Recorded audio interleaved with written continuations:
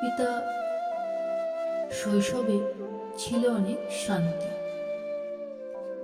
অনেক শান্তি ছিল যখন ঘুম ঘুম চোখে সকাল সকাল প্রাইভেট পড়তে যেতাম। অনেক শান্তি ছিল যখন মা চিপচিপে করে তেল মাখিয়ে স্নান করিয়ে দিত। অনেক শান্তি ছিল যখন এক হাতে গাল চিপে কেউ আরেক হাতে চুল আঁচড়িয়ে দিত। অনেক শান্তি ছিল রবিবার করে মাংস রান্নাটাও। অনেক শান্তি ছিল কাঁদতে কাঁদতে স্কুল যাওয়াটাও।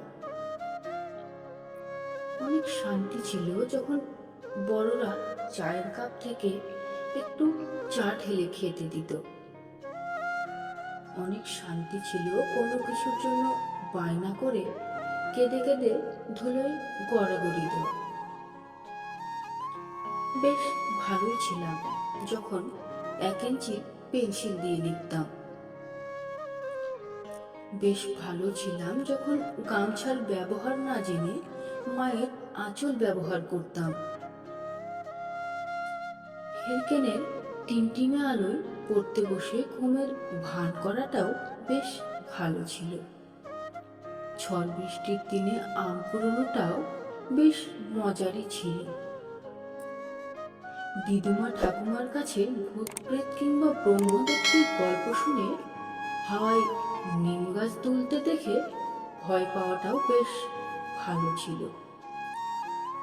হাতে টিনের বাক্স নিয়ে বৃষ্টিতে কাদা হয়ে যাওয়া রাস্তাটায় হেঁটে হেঁটে স্কুল যাওয়াটাও অনেক ভালো লাগতো। বাবা মায়ের হাত ধরে মেলায় ঘুরতে গিয়ে পাঁপড় কিংবা বাদাম খাওয়াটাও অনেক ভালোই ছিল। বেশ ভালো লাগতো রোদে পুড়ে সাইকেলের পুরনো টায়ার চালাতে।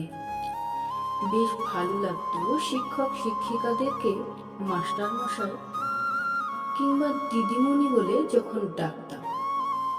বেশ ভালো লাগতো যখন স্কুল থেকে কোনো বাহানা দিয়ে টিফিনে বাড়ি চলে আসতাম।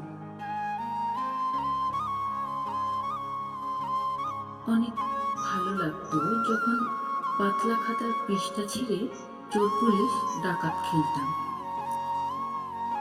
বেশ মজা লাগতো যখন বাবা দড়ি কিংবা মায়ের পুরনো শাড়ি দিয়ে দোলনা বানিয়ে দিত।